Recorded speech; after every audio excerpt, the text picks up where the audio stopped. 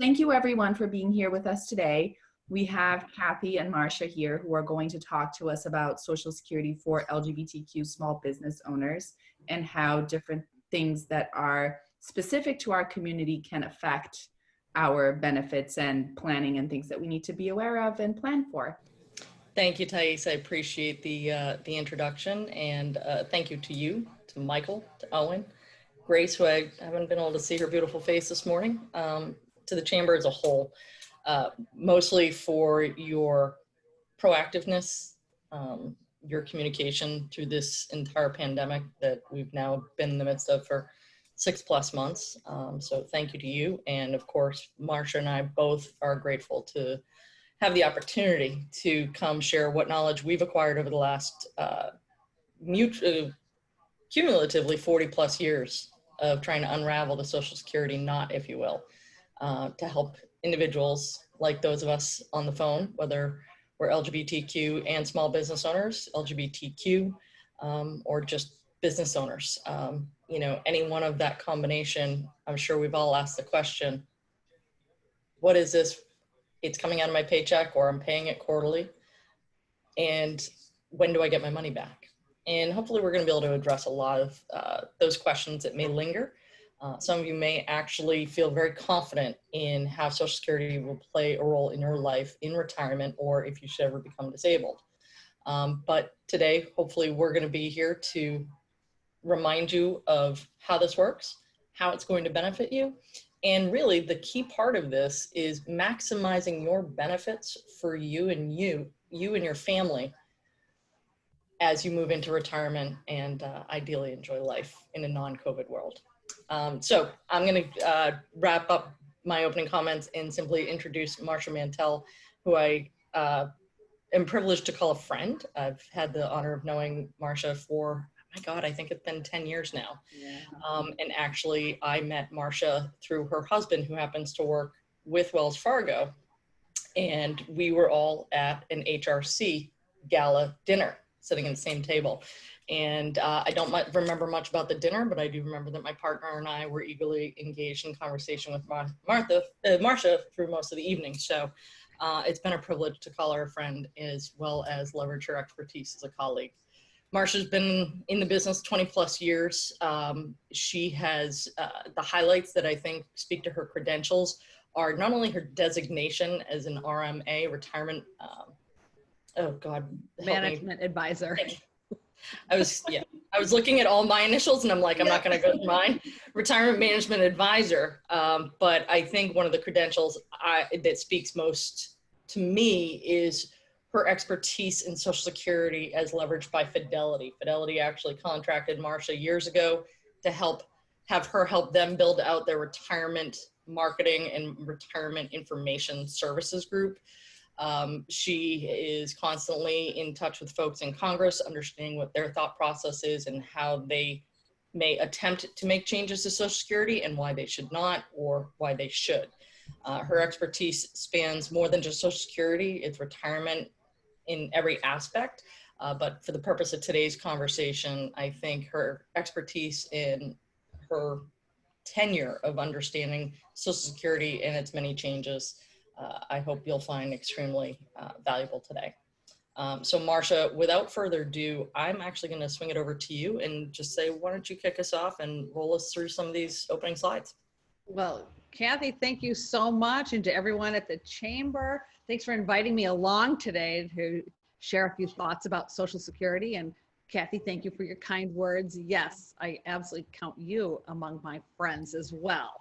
And notice she didn't remember the gala, but she remembered that we talked all night. I think that will come to bear as I talk for the next, 40 minutes or so with Cathy about Social Security.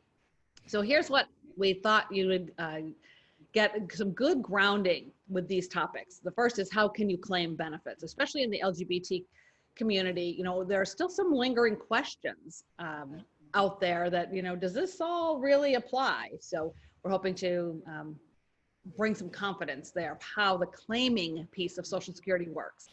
And then I think the most important thing is, if you understand how your benefit is calculated, it helps you make really good decisions when it comes time to claim and how to maximize that benefit. Then I am a small business owner, as all of you are as well. And what the heck? How do we get Social Security for a small business owner? I do get this question a lot. So I'll share a few thoughts there and some of the competing priorities that we have as business owners. And then how do you plan for surprises? There's nothing but surprises when it comes to any kind of law that we have, laws of the land, and Social Security is no different. It's a law, there are surprises. I'll give you some resources. All right, Kath, you want to set us up here for claiming? Claiming. So you're starting right here with claiming benefits. What does an LGBT person need to know about regarding Social Security? Are there differences for us, especially whether we're married legally, whether we're in a committed relationship, and how has it changed as a result of changes in 2004 and 2014? The good news is Social Security doesn't care about our gender identity or sexual orientation. But with those highlights, I'm going to turn it right back to you, Marcia, and tell us what we need to know. Awesome. Well, the question is a really good one. Does it matter whether you are, well, like me, married to Dan, or me married to Michelle? It doesn't. Social Security looks at each of us in pretty clear terms these days. And it wasn't always that way. But today, you get to claim your benefits in one of 4 categories. And that's it. And these are the 4. You're going to be an individual, you're going to be a spouse, an ex-spouse, or surviving spouse. Period, end of story. Now, this is for retirement benefits. Social Security also has a whole disability program, but we're not here to talk about that today. That's a completely different animal. So this is really talking about your retirement benefits. And this is it. This is the whole scope. Are you an individual? Well, yeah, if you're breathing, you're an individual. But from Social Security's perspective, an individual is someone who is not a spouse, not an ex-spouse, or not a surviving spouse. So you will be in one of these 4 categories at the point you claim, but you could also be in multiple categories over time. So that will come into play, particularly around the surviving spouse piece that we'll get into in just a minute. But understand that Social Security not only looks at each of us in one of these 4 categories, but you only get one benefit. So one of my favorite topics is always, well, I have an ex-spouse, but I have a current spouse, but I have a deceased spouse. Do I get to claim on all of them? And the answer is maybe, but never at the same time. So these are your 4 categories. And what's, I think, interesting, I always like to go back a little bit in history. You know, Social Security rules, they are gender neutral now, but they weren't always. And you really have to put your heads back in 1935.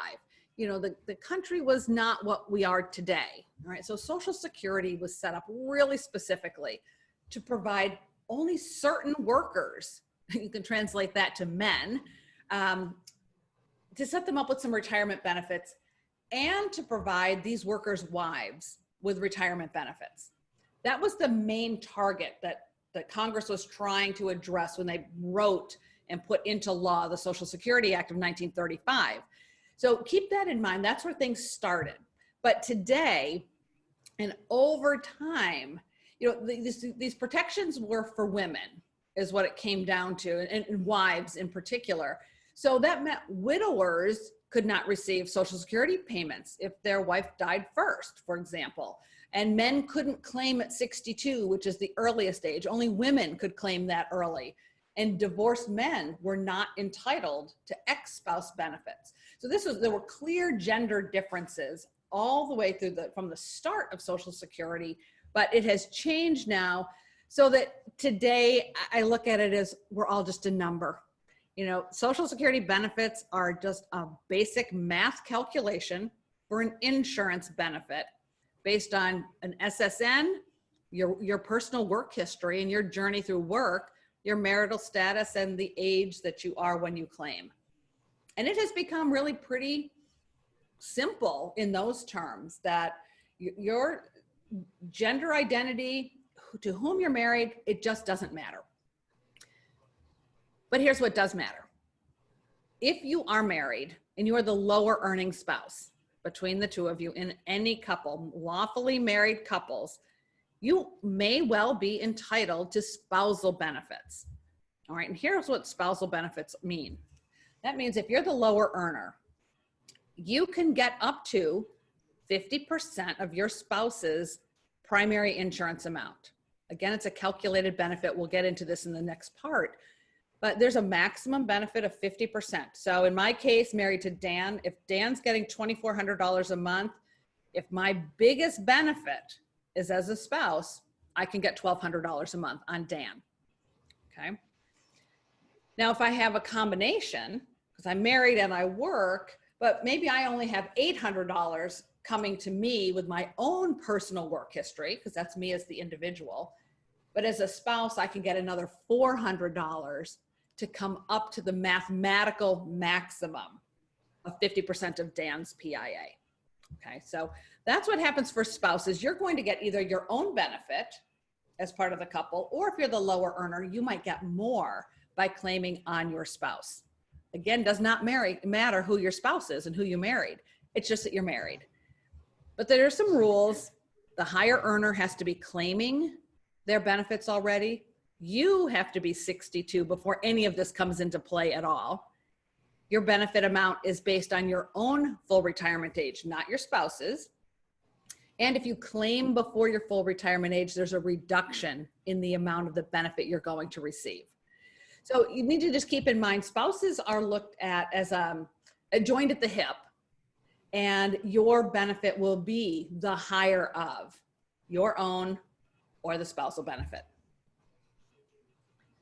Now, what about ex-spouses? And this is often a surprise that if you have an ex-spouse, you may well be eligible to claim on that ex, regardless, again, of to whom you were married. So the biggest rule, and this is where it can be a little bit touchier right now in the LGBT community, in order to be an eligible ex-spouse, you had to have been married to your spouse for 10 years or longer, 10 consecutive years. Now, I would say if you were in a committed relationship or some type of partnership, and then only married for, say, 4 years or 5 years, you need to seek the counsel of an attorney to find out, do you have any eligibility based on the fact that there were some rules in place earlier where you couldn't be lawfully married, but you were in this committed relationship. And sometimes you will be considered an eligible ex-spouse. Sometimes you might not be. So that's something, if this is your situation, you're gonna have to do a little bit more work and consult with an attorney here. But these are the rules that still apply to everyone. If you're divorced, you had to have been married for 10 consecutive years or longer. You've been divorced for 2 years or longer at the point you're claiming, or your ex is already claiming. You have not remarried. Both you and your ex are at least age 62, because again, this is the point of entry for retirement benefits. And then the amount you would receive as an ex-spouse is higher than your own benefit. And it's the same situation as if you were still married. The maximum you can receive as an ex-spouse on your ex's record is half of their primary insurance amount. I know it gets a little confusing, doesn't it? Importantly, your ex cannot interfere with your claim. That's a big message I want to make sure everyone understands, that you don't go back to your ex and ask for permission to claim on them. There's no permission asking, there's no discussion, there's no nothing. This is between you and the Social Security Administration. Now, you do need to bring in your divorce decree, proof of marriage, that sort of thing, but this is between you and the administration, not you and your ex. Okay, so this is a private matter.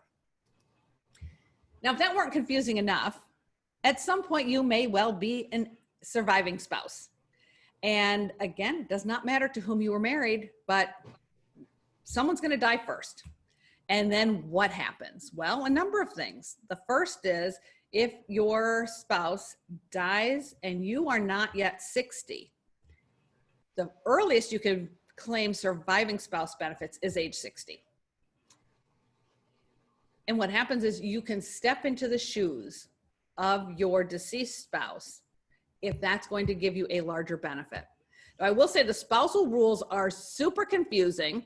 These are things Cathy and I would talk to you about on individual basis. We need lots of information about the timing, who's at what age, what benefits was the deceased spouse eligible for, and so forth.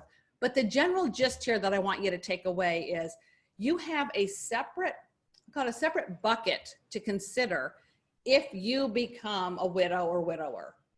All right, and you're going to get the higher payment. So you can switch. So maybe you start your benefit at your full retirement age, or you start your benefit at 62 and then switch to the survivor benefit later, or you claim survivor benefits at 60 and switch to your own at 70. There's a lot of the switching opportunity between the buckets, because what you're trying to do is maximize your benefit. Now, it's unfortunate when a spouse dies. We're not looking for that. And Dan knows I always have to kill him off in, with these presentations. But, if Dan dies first, I have to see, am I going to get more money on my monthly benefit as a widowed retiree? Maybe, maybe not. But these are things that you will consider if you become the widow or widower. And you, again, meet with the SSA, and they can help you file the paperwork. They can't really help you decide what to do. That's where Cathy would come into play. So hopefully that gives you a little bit of flavor around how Social Security looks at you when it comes time to claiming retirement benefits. Marcia, fantastic. People, don't touch that dial. Don't leave us. Don't leave us. I know that there's a lot of confusion not that there was a lot of confusion, but a lot of information. I think a couple key takeaways that I love the way Marcia teed this up was, it all starts with, who are you? Are you an individual? Are you a spouse? Are you an ex-spouse? Are you a surviving spouse? We're going to come back to these things, and we're going to address all of your questions. I'm starting to see some questions pop up in the comment box, so that's great. The more questions we have, the more we're all going to learn from today. Marcia, that was a lot about claiming. Yeah. As you mentioned, working one-on-one with individuals, running a wealth management business. I do work with individuals. Happy to see a few of them on the call with us today. Oh, good. We do talk one-on-one with individuals, and we game plan around how to unravel this conversation. How do we start with the individual? We go through the marital history, if there is one. We go through, divorce. And in many cases, I've walked through multiple divorces with several clients. And so it's a matter of, how long were they married to each? When did they remarry the second spouse? And we go from there. I think there was an interesting part that I hope some of our guests are picking up on, is that you talk about Social Security in terms of a benefit rather than an income replacement. I don't know if maybe you want to talk about that for a second. I would love to. And you'll see right here on this slide, how's your benefit calculated, not how is your income replaced. Social Security, we've shortened Social Security, and that's what we all call it, right? Social Security. But it's actually Social Security insurance. And we leave off the word insurance, and it's really to our detriment, because what's happened over the last 85 years, Social Security just turned 85 in August, by the way. She's aging well, if I say so myself. Yeah, she's got a lot of birthday candles out there. We are losing what Social Security is meant for. And Social Security is a calculated insurance benefit based on 3 key factors. The first is that it is meant for retirement. It's not meant as an investment or, I'll keep working and claim because it's my money. It's an insurance benefit that you will live a long time. That's the first factor. The second is that it's meant to provide us with just a small, modest social safety net. It is not meant to replace your big dog income.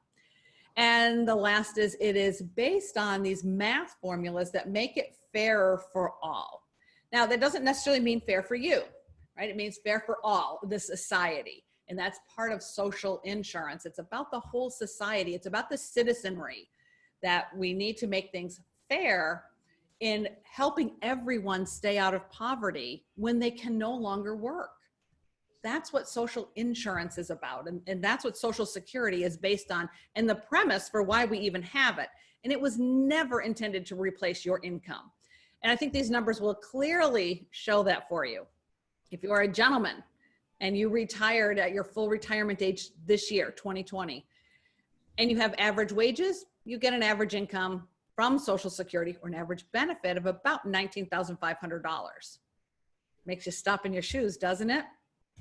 For us ladies, it's a whole lot less. $15,500. Oh, this is for the year, by the way. These are annual numbers. And that is the big difference for women versus men is, of course, because of the wage gap. It is a reality. Women get paid less for the same jobs. And we also very often pop in and out of careers, whether it's take care of our aging parents or relatives or friends or our kids. We don't have just this nice run up in our career all the time, a nice trajectory where every year is more than the year before. That typically is a little bit more the man's path in his career. Now, what if you make tons of money though? You're not the average wage earner. Well, there's a cap. And this year, the cap is $3,000 a month. This is if you are among the richest people in the land and you've been performing and in a career that has paid you millions of dollars every year. Yeah, you get $3,000 a month. That's it. Nobody gets any more than that unless they wait till age 70. But you can see, going back to that prior slide, this is meant for a modest safety net for you. At $3,000 a month, you basically can put a roof over your head and put some food on the table. That's what it was meant to do. Remember, in 1935, America was just coming out of the Great Depression. You know, we needed to get, frankly, elderly folks off the streets. This is what Social Security was designed to do. No more, no less, and it's continued for 85 years. So how is your benefit calculated? Well, there are a number of key factors that you need to put into place. The first is your full retirement age, your FRA. So this is a key term in Social Security. Your FRA is your anchor point. Your calculation starts with your FRA. Everything starts with knowing the birthday month, you know your own birthday, right? And a specific year when Social Security deems you to be retirement eligible. All right, for me, my birthday is July 20th, 1961. So my full retirement age comes July of 2028. That's when Social Security says, okay, Marcia, you are just darn old enough to be eligible for Social Security retirement benefits. Whether I'm working or not does not matter. It's just that Social Security says this is your anchor age. So all of my calculations will be built on 67 in my case, which happens July of 2028.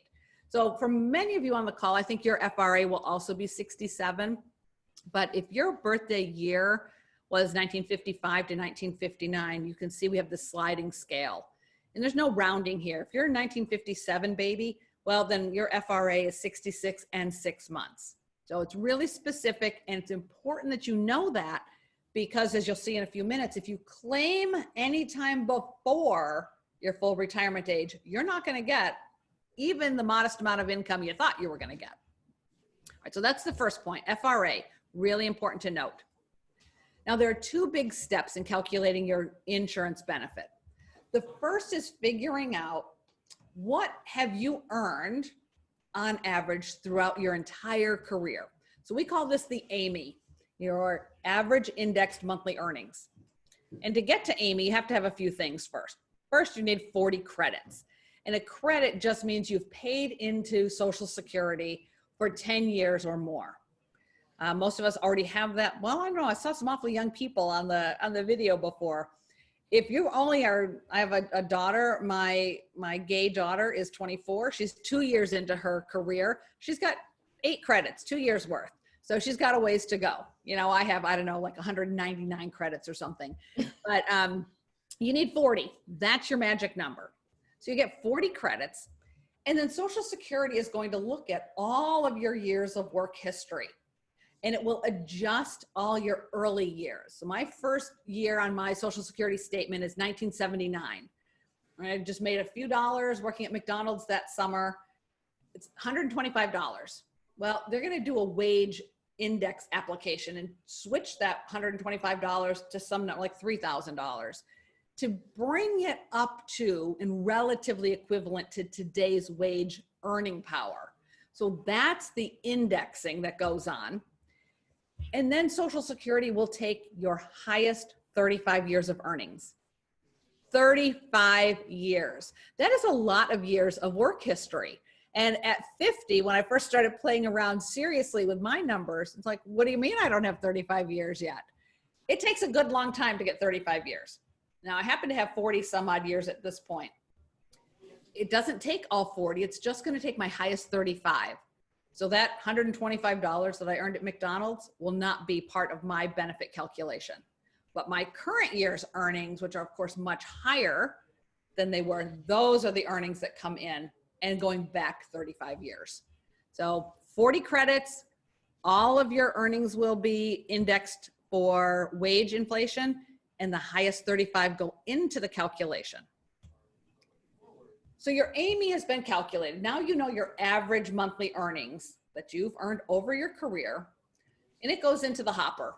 And there's a formula here, a benefit formula, whereby that AMI is going to be broken into tiers and a number is going to come out. And we call it the primary insurance amount, PIA.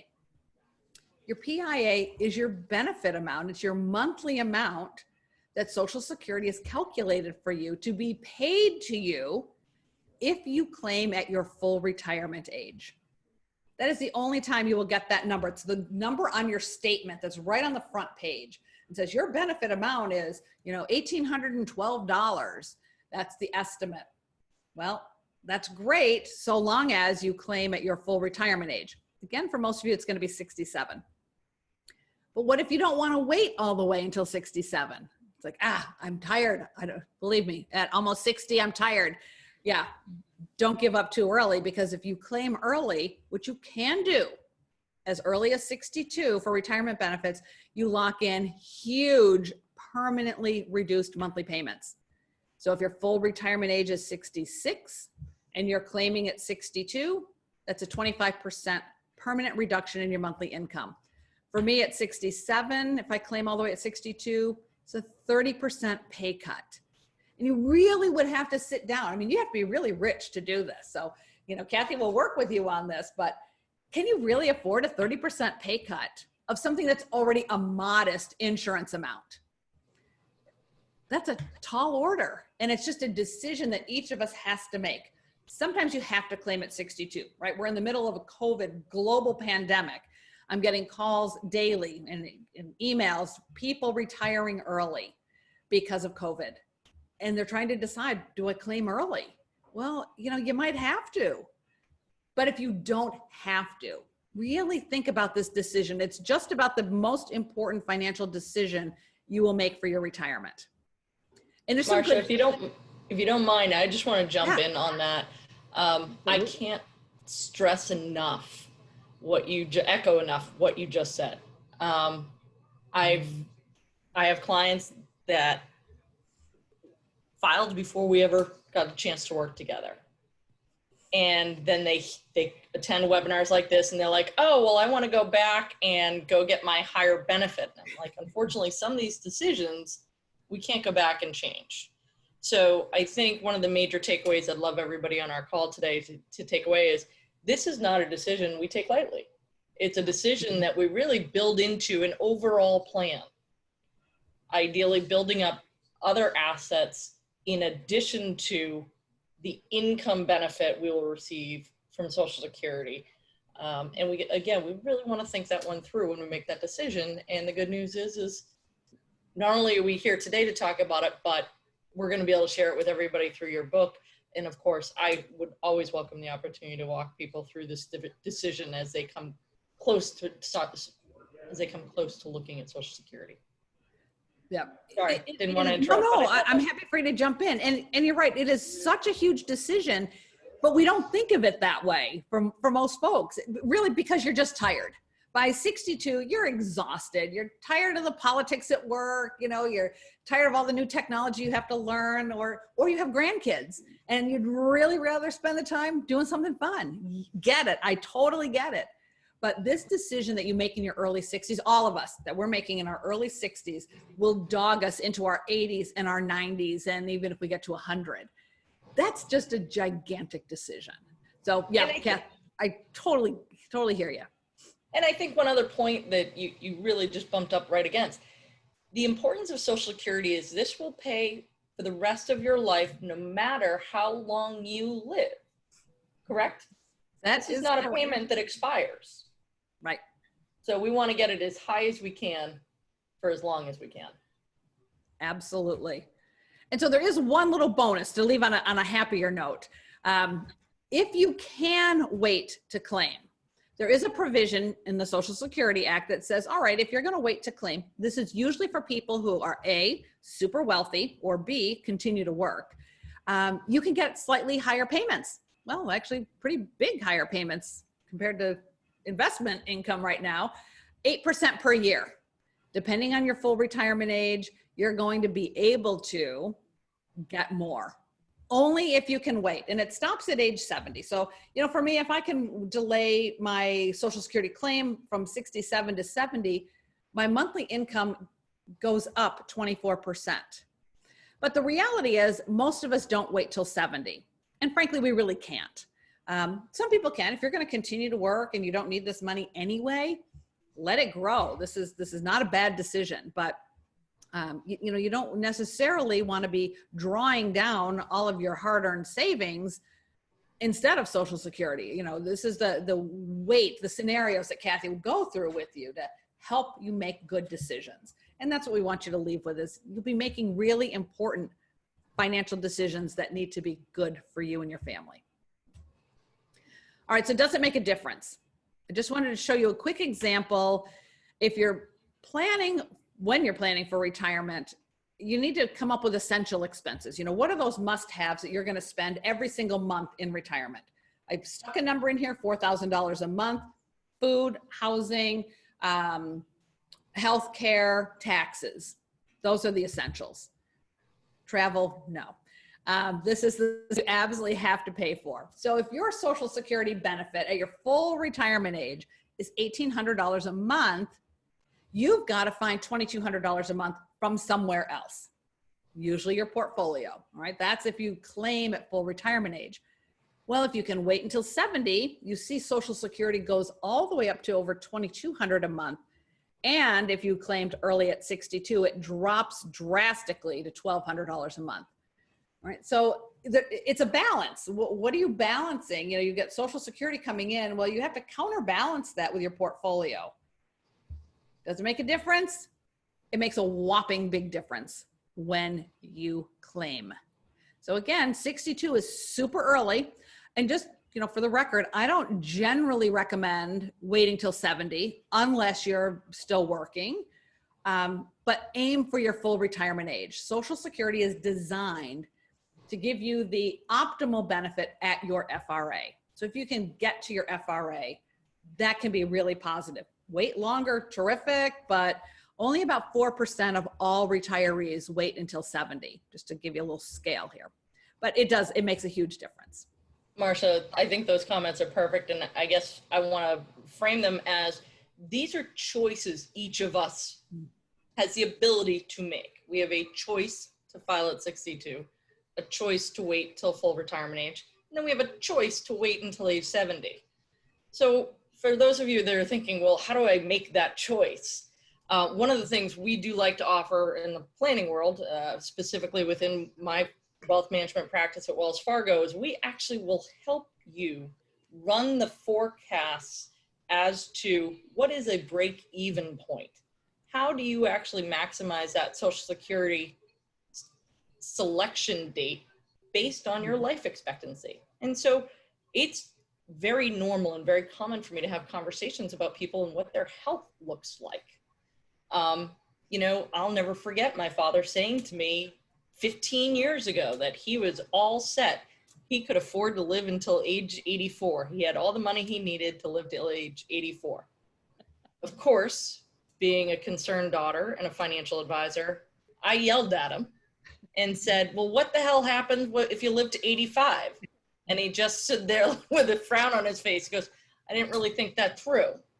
So again, lots of information. We're not going to leave it in your hands to have to crunch through the numbers. That's where we want to be your partnership in helping you make a decision that's right for you. And that is going to be different than everybody else on this call or others that you may be working with, either in your business or as a business colleague. So again, I just want to focus on that. Marcia, I think you did a great job teeing up where the decisions are, the impact of those decisions. And again, we're going to be there to help them make these decisions. And now, can I ask you to talk a little bit about the nuance that is incredibly imperative to the folks with us today? And that is being a small business owner. Needless to say, I think we can all agree, small business owners have had challenge after challenge thrown their way, particularly in the last 6 months. Well, let's talk about how Social Security really is something they should think about and how do they maximize it? Yeah, happy to. And I'll share a little tidbit. By the way, that story about your father is hilarious. Yeah, I'm good till 84, honey. Don't worry about it. With small business, I actually got this question. I think you all probably have heard of Jean Chatzky. She's pretty big in the financial media world. And I was able to do a podcast with her. And then I got a call back because some of her listeners were small business owners and they were unsure how Social Security would be available for them. And so I did a little digging around. I was a little surprised at the question because I'm thinking, but they really weren't like us, small business owners. They were newly independent contractors or in the gig economy and so forth. So they were just trying to navigate, how do you get Social Security as a small business person in any flavor of small business? So what's important to note, and you may already know this, but Social Security was always and is a pay-to-play program. You do not get any Social Security if you don't pay into the system. So back to the calculation, those 40 credits. It's easy when you work for a large employer, right? You're a W-2 employee. All of this magically happens behind the scenes. Your 6.2% of your FICA goes to Social Security. You usually don't notice it. Your employer matches that. You definitely don't notice that. So W-2 wage workers, this happens. Self-employed individuals, or if you have a partnership, you pay individually into FICA as both the employer and the employee. So we get to pay both sides of the equation. Independent contractors also pay both sides and individually. If you don't pay in, there is no way to get money out. So one of the things, well, I'll talk about the challenge in a minute. Let me just finish here. So self-employed and small business owners, we must report our earnings and our FICA taxes. There's this neat little 2-pager from Social Security. If you're self-employed, it gives you some pretty good detail about what the expectation is for the SelfEmployment Contributions Act. That's the law that governs our must pay into the system rules for small businesses. And what's interesting is, you'll remember from an earlier slide, the maximum payment today, if you're super high earner, was at $3,000 a month. Well, that's because not only do you have to pay in to get something paid out, a benefit paid out in retirement, but we're also capped. Our Social Security side of FICA is capped at the taxable wage base. This year, that's $137,000 and change. So if you make more than $137,700 in 2020, your Social Security payments stop. You no longer pay either the employer or the employee side. So that means the maximum you would have to cough up out of your cash flow is $17,075 this year. It will go up again. They should be reporting out in about a month for what next year's numbers are. But we only pay up to the taxable wage base. And what that effectively does is it caps our highest 35 years of earnings, which is why we can get a maximum $3,000 number this year, right? So as small business owners, we pay up to the taxable wage base. Just a quick note that you also are paying your Medicare, your hospital insurance, or Part A, also paid up to the taxable wage base and beyond. All right, it doesn't stop for Medicare. We pay surcharges if you're a high income earner. We keep paying, so there's no cap, even though I wrote are also paid by employers up to the taxable wage base. But then they also continue. If you make $500,000 a year, yay for you, but you're paying only the Medicare portion of FICA all the way up. Now, the other note here is you might have two jobs, or in a given year, you're both a W-2 earner somewhere and then self-employed later. You do pay FICA on all of your applicable earnings, even if you're receiving Social Security. So if you're older and working plus receiving Social Security, you still pay in as a small business owner, or if you have a W-2 job and you're doing something in the gig economy, or you're starting up your self-employed business. So lots of combinations here. Doesn't matter, we pay into the system. How does the IRS know? Well, because you are required to fill out the Self-Employment Tax Schedule SE, and then you get to deduct half of what you paid in on Schedule 1 of the 1040. All right, so talk to your tax advisor about this, your bookkeeper, your accountant. You have, I hope, been paying in and filling out these forms all along with your small business. I'm going to assume you have been. Now, if you're independently employed, you've been getting a 1099 miscellaneous. That's been the standard form all of a sudden this year because there's so much gig economy work going on. We'll now be getting 1099 NECs, non-employee contributions, compensation. So you're going to fill out a Schedule C, and you'll see in Schedule C that it sends you right to Schedule SE. So basically, when you're a small business owner, you always have to pay self-employment taxes, and you do it through your tax forms and your filings every year, and a lot of times quarterly. You need to pay quarterly estimates. But here's the dilemma, and here's our challenge, and I know I struggle with this every year. Regardless of how you file your taxes as the owner of the business, and you pay your self-employment taxes, we have these competing priorities, and they can get really challenging. So on one side of the scale, if you can control and manage and lower your earnings, your taxable earnings in your current year, that can be favorable from a income tax perspective, but it also lowers your self-employment taxes. On the other hand, if you can manage to the taxable wage base, then you get the maximum amount going into Social Security on your behalf. So I'm set up as an S Corp. Mantell Retirement Consulting is an S Corp.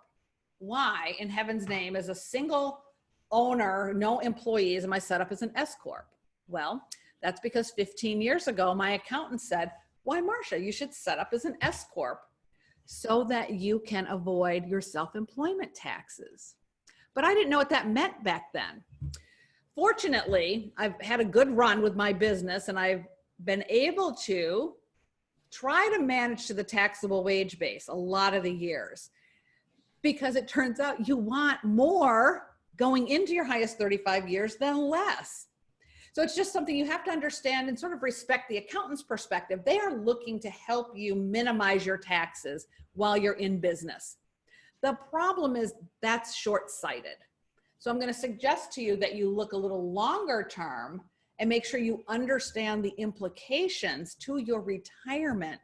If you are, and it's all legally done, you're not doing anything wrong, but if you're managing lower income, that necessarily means you're paying lower self-employment tax, less into Social Security, which then again will hit you at the point when you have no choices in retirement.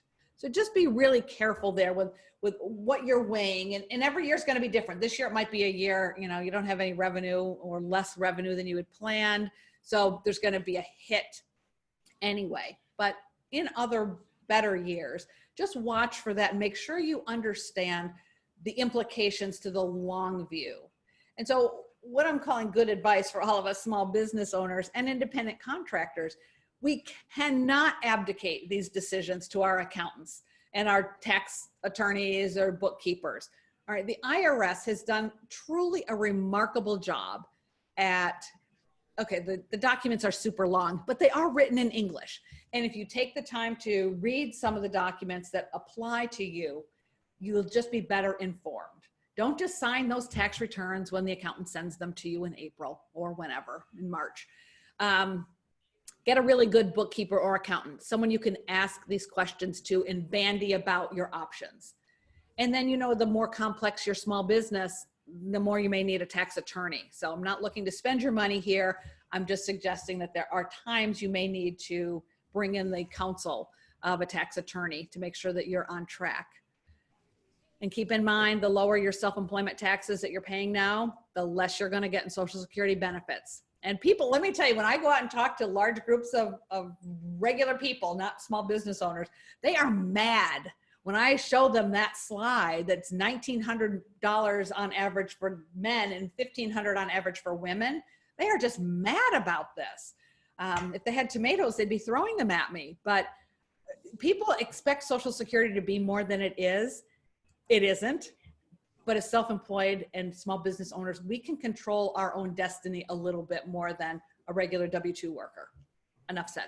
And then, Kath, this is for you, darling. You know, it's so important, as we've talked about, to work with a financial advisor who can see the long view for you. They're focused on retirement income. This boy, I'll tell you, when, you know, your dad's 84, my mom just turned 81, they're not working, you know, nope. They're really counting on this income. Yeah, no, they are. And I think, you know, the theme I keep hearing is we have control over this. Granted, it is run by the government, but we have control over different things. How we pay into it. We have some influence over, you know, managing up to that taxable wage base. And of course, we manage our own decision as to when the right time to select Social Security. And I couldn't have asked for a better tee up. You're right. It involves working with a financial advisor. They can sit down and say, okay, let's look at what your Social Security earnings history is. Let's make sure it's accurate.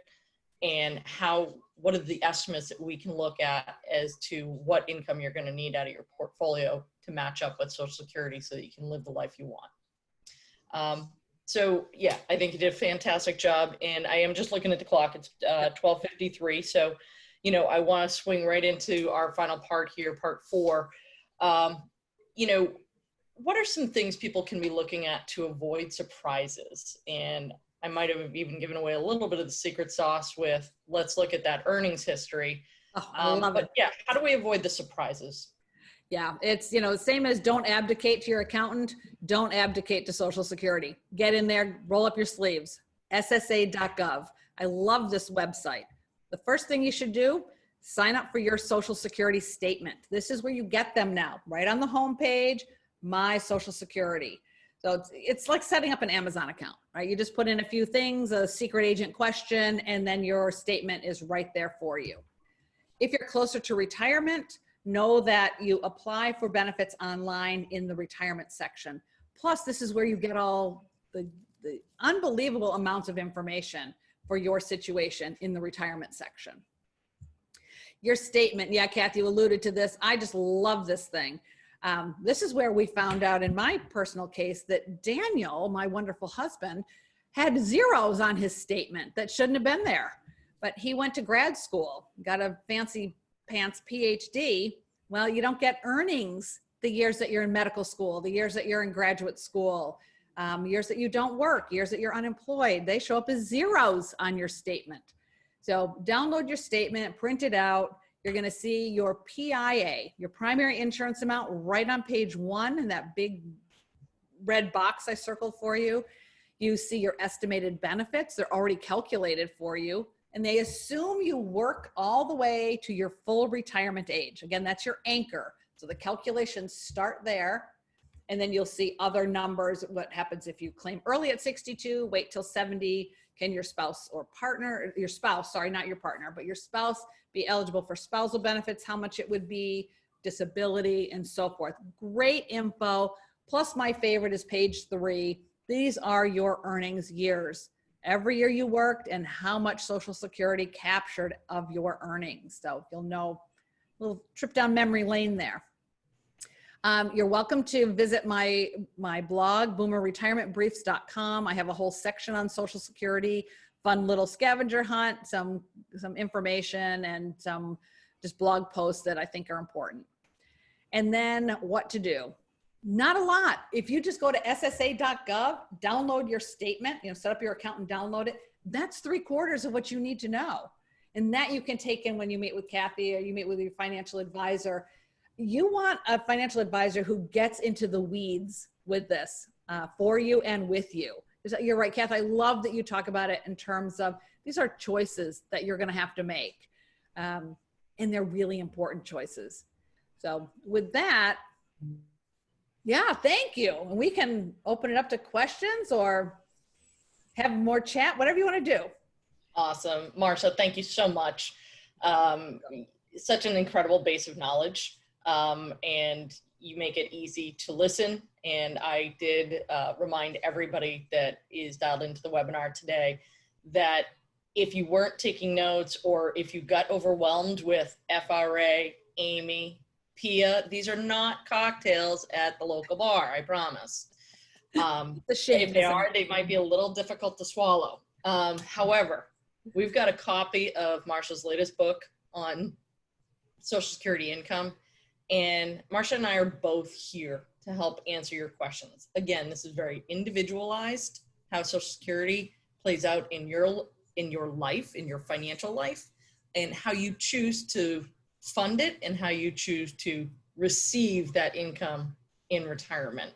And I am privileged not only to call Marcia my friend, but she has been a tremendous resource for me in my business. So if you do reach out to me to get some insight as to how Social Security plays into your life, don't be surprised if we knock on Marcia's door and say, hey, can you weigh in on some of our questions? Because she's definitely my go-to expert in the Social Security world. With that, Michael, I don't know, do you want to field some questions if there are any? Yeah, thank you both, Cathy and Marcia, once again. It is 12:58, so I'm just going to jump right into the questions so we can get in as many as possible. And just as a reminder to everybody, this webinar has been recorded and will be posted on YouTube, hopefully tomorrow. If not tomorrow, then early next week. So be on the lookout for that if you missed anything and want to see it again and just run through it. So the first question is, does the spousal claim affect the spouses or ex-spouses' Social Security benefits? Excellent question, and no.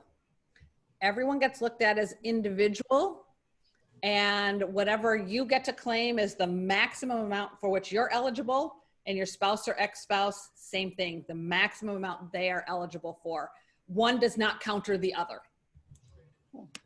Thank you. And then we have our next question is, what about for people like me who have a mass teacher's pension?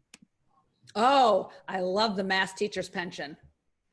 You're subject to WEP, the windfall elimination provision. It's not a super fun thing to talk about. It will reduce your Social Security benefit. So you have a hybrid career, and any Social Security that you're eligible for will be reduced. And if you are eligible for a spousal benefit, it will also be reduced. So that's something you would work in good detail with Cathy on. We talk about the WEP and GPO provisions due to public pensions. Does it matter when you got your credits? For instance, if you worked for 10 years, 30 years ago, but haven't worked since, do you still qualify? It does not matter when you get your credits. You just need to have them. So when you pull down your Social Security statement from My Social Security, you will actually see at the top of, I think it's the second page that will tell you that you qualify for benefits, or if you don't have enough credits for them to run calculations, you need 40 for the calculations to run, it will say that as well. But no, so long as you work 10 years or 40 quarters at the right earnings amount paid into FICA, doesn't matter when that happened. What was the website for signing up? SSA.gov is Social Security's website. So you're going to go there first, SSA.gov.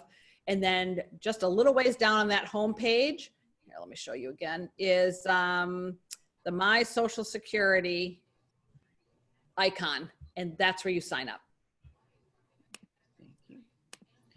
I worked for about 12 years in France. Can I take into account these years for the calculation of the FRA? Can you read that question again? Yes, this person worked in France for 12 years, so they want to know if they can take into account those years when calculating their FRA. Yeah, this is a really interesting situation. So there's a totalization agreement between the US and 30 or 40 countries. I believe France is one of them. Most of Western Europe is. So you're going to have a different calculation consideration with your Social Security, and you'll need to meet with the Social Security Administration to see how those 12 years can be applied, because you're not going to get like a pension from France and then Social Security from the US. This totalization brings those two pieces together to get you a calculation. And you may well be able to kind of bring those years into Social Security in some manner. But it definitely is an SSA question. And depending how close you are to retirement, I would email them. There's a contact information on Social Security's website, and just start the conversation. Like, how would I go about figuring this out, dear Social Security? So that'd be my advice. Perfect. And then our last question is regarding how your FRA comes into play based on when you were born. Is there any chance those ages are changed again in the future? Well, what you saw on the FRA table, that sliding scale, happened back in the Reagan administration, so 1983. Knowing that the baby boomers were going to be this big cohort coming through the Social Security insurance system. And so ages were changed, the retirement age. There is a lot, the media covers this a lot, that, oh my God, the Social Security age is going to go to 70. Well, there is discussion. I think that's fair to say. But the big issue is most people who work in America doing anything physical, which is something like 3/4 of all jobs, highway construction in general, you're on your feet in retail, you're working at fast food, whatever. All these jobs are brutal on a body, physical body. So waiting until 70 is not something that most Americans could ever do. Their bodies physically cannot have that happen. They just can't work that long. So while there's discussion about it, it's highly unclear at this time. There are lots of other things we can do to shore up Social Security without ignoring the fact that the human body can only produce for so long. So stay tuned to see what happens with changes. We do need to shore up Social Security. It is a little shaky right now, and it's a law, so it's up to Congress. It's literally, not an act of God, but an act of Congress to get any of these changes made. So it could scooch up a little, but I wouldn't get too worried or alarmed if you're young. My kids are 29 and 24, and I tell them not to worry about it. Plan, use all your other resources and savings mechanisms, though, to save for your retirement. Awesome. And that was the last question. So once again, I want to thank you both for leading this workshop. It was super helpful to me as someone who knew very little about Social Security going in. I feel like I have a better grasp on things now. And I'm sure our members feel the same way. I just want to do a quick reminder to our members. I want to thank you all for tuning in. And then I want to remind you all that we have 2 more events coming up this month. Next Friday, we have the live finale of our pitch competition, where 6 member businesses are going to be pitching their business live to the judges and to the audience. And we're going to be picking a winner. So that's very exciting. And then we also have a new webinar on Wednesday, the 23rd of September, with the Small Business Administration, also from 12 to 1 p.m. The pitch competition is 3 to 5 p.m. Next Friday, and then SBA in 2 weeks from 12 to 1 on the 23rd. And they're going to be going over PPP forgiveness. So for all those businesses that applied for PPP, this would be a great chance to hear, straight from the government themselves, how to go about getting those loans forgiven. So both of those you can register for on the MALGBTCC website. Just go to the events tab. And then once again, I want to thank you all for tuning in. I want to thank Cathy and Marcia. I want to thank Thais for the introduction. And I hope you all have a wonderful rest of the day.